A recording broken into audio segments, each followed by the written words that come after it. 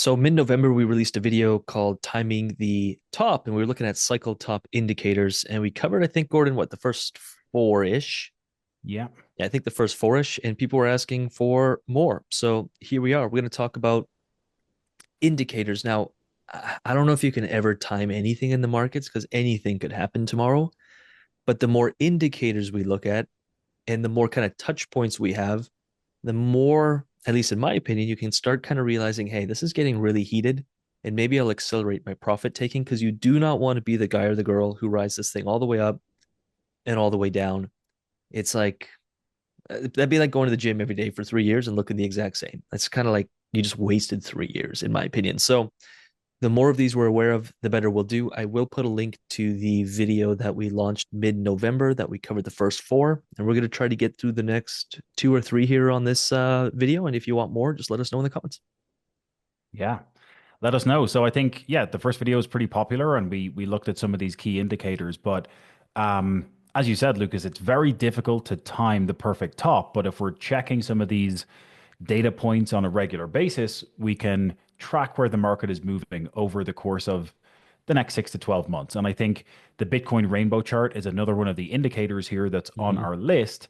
And Mm-hmm. historically, at least, this is, a very interesting indicator that allows us to assess where Bitcoin is in its journey and whether we should be buying, holding, or selling. So the different colors on this particular chart are representative of what action we should be taking. So, for example, right now you can see that we've recently moved up into this yellow zone, and yellow is basically indicating that you should hodl. So prior to this, we were down in these green zones here, which are still an accumulation period for buying Bitcoin. So darker green is definitely a time to accumulate. Lighter green is still cheap and an option to still keep buying. And if you were down in the blue area, this would be like the fire sale or grab as much Bitcoin as you can. So as we're progressing up the colors here on the chart, we are increasing in price for Bitcoin, but also thinking about Bitcoin moving into territory where it might begin to be overbought. So we can see at the peak of the last cycle, back in 2021, Bitcoin got all the way up to this red zone, which is a sell signal on the chart. So as the price came back down, we moved down through all the colors, and now we're ramping back up again after this most recent halving event. So Mm-hmm. as we move up towards the red zone again, we don't know exactly when that's going to happen, but once we get into the FOMO intensifies area and the sell area and max bubble territory, that could be a good signal to be watching for in terms of Bitcoin selling off. Love it. So, yeah, another 250. Let's go. 250. Yeah, let's, 250. That's kind of where my mind's at. By the yeah, way, also make sure you check out the first video because any one of these alone, meh, to me, it's kind of like you're rolling the dice. You layer six, seven of these on top of each other. Okay, you've got some really good reference. So definitely check out the first video. Love it. What do we got yeah, next that's a here? great point. The stock to flow model is the next one we'll take a quick look at. And stock to flow is a model that's been historically pretty accurate, but a lot of people think that we might break this model during this cycle because it is quite Mm, ambitious with where it says the price of Bitcoin can get to. But this model is based on the 4 year halving cycle, Lucas, as you know, and we just came through the most recent halving in April of this year. And the idea being that the stock to flow ratio for Bitcoin is much higher now because we've only got half the amount of Bitcoin entering circulation every day now versus prior to April 20th of this year. And that's going to last for the next 4 years until 2028, until the next halving. But the idea being that when Bitcoin's supply gets cut in half, the stock to flow ratio increases and we see Bitcoin running up significantly in price. So you'll often hear people talking about, is the halving priced in? And it seems that every 4 years it is definitely not priced in. And I think the price action we're starting to see over the past couple of weeks is indicative of that. But if we extend this out towards 2025, this model is very ambitious with where it says the price of Bitcoin is going. It's saying we could be getting up above 300 and even 400,000 by the middle of next year. So very ambitious. Some people argue that we might break with this model this cycle because it really does indicate that we're going beyond 400,000, we'd need to see a lot of parabolic price movement.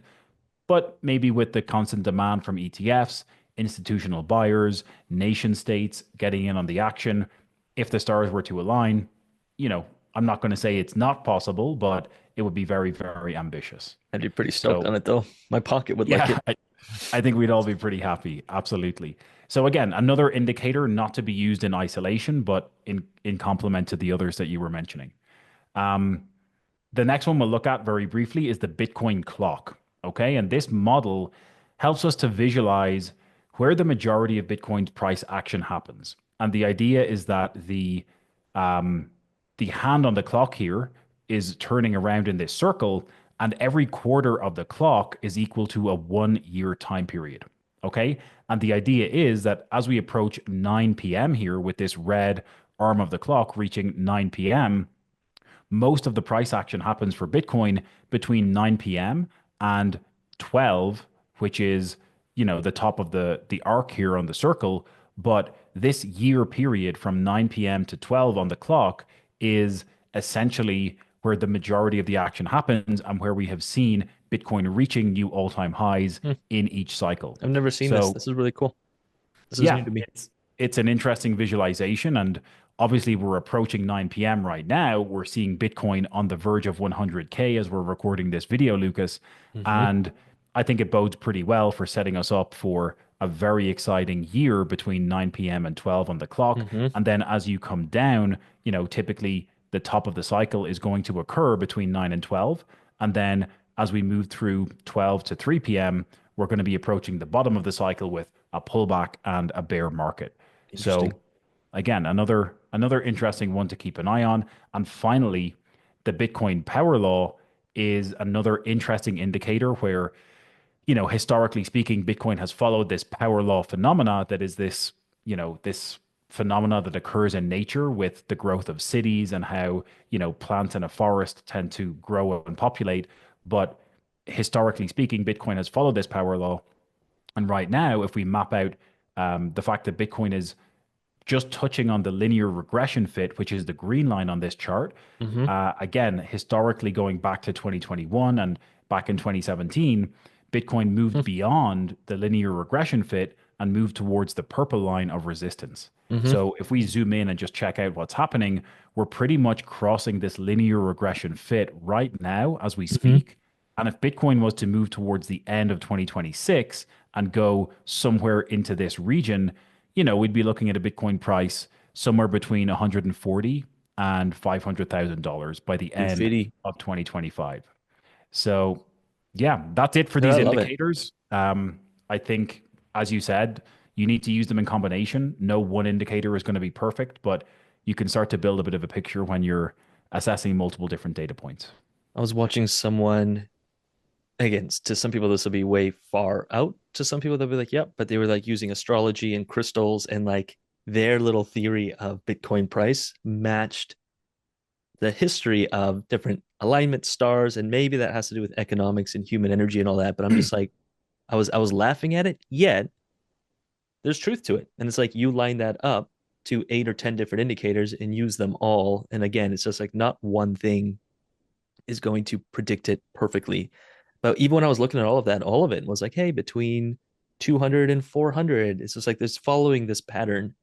And I think it's really worth studying. I mean, tomorrow some black swan event could happen, and the COVID, whatever you want to call it, 3.0 Mhm. predicament could happen. Like anything could happen.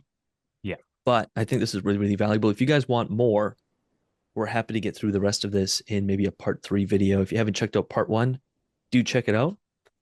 With that said, Gordon, I learned a few things here. I wasn't that clock one. That's new to me. I find that really, really interesting. Different ways to visualize all this data. It's pretty cool. absolutely. An exciting 12 months ahead. So, yeah, thank you, Lucas. Buckle up. Thank you, Gordon.